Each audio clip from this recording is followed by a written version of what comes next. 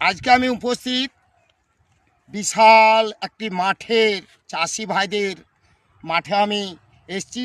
আমার ক্যামেরাম্যান নাসিবা খাতুন ও আমি মোহাম্মদ ইয়ার আলী। মোট কথা আজ 10 বছর, প্রত্যেকটা বছরে ফসল প্রতি 2-3 বার এই বিশাল আকৃতি মাঠে গাধা পোয়ার আগাছার জন্যে চাষিরা চাষ ছেড়ে মাঠ ছেড়ে বাড়ি যাচ্ছে। তাই আমি কিছু কথা এগ্রিকালচারের ও রাসায়নিকের কথা, চাষির কথা তুলে ধরতে চাই। তো যাই হোক, আমি আমার লেখনী পাঠ করছি চাষির কি অবস্থা, তাই আমি তুলে ধরব লেখার মাধ্যমে। পড়ছি, আপনারা শেয়ার, লাইক, ফলো এবং স্টার দেবেন, এ আশা আকাঙ্ক্ষা আপনাদের কাছে রাখছি। শুনতে থাকুন।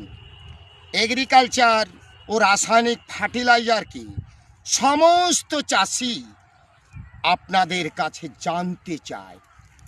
আগাছা গাধাপুয়া 10 বছর ধরে মাঠময়, 12 মাস জমি থেকে যাচ্ছে না কেন? সমস্ত চাষি বলছে সরিষা, পাট, পেঁয়াজ বীজে ও রাসায়নিকের সঙ্গে প্যাকেটে সার বীজে পায়েল মনে করছে চাষিরা সবাই। চাষি ছাড়া পশু পাখি মানুষের পেট ভরে না ভাই, আগাছায় জমি ভরে গেছে। সমস্ত চাষি চাষ ছেড়ে মরি না কি করি? আছে কি আগাছা তাড়ানোর উপায়?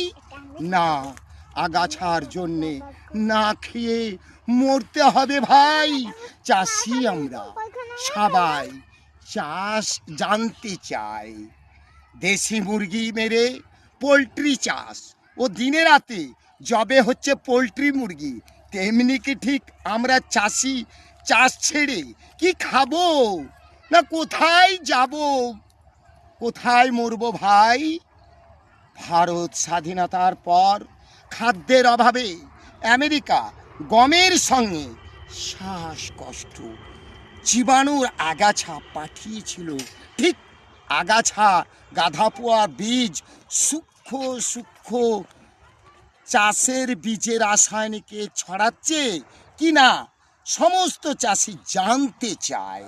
গাধা পোয়ার জন্য চাষির মৃত্যু ছাড়া কোনো উপায় নাই।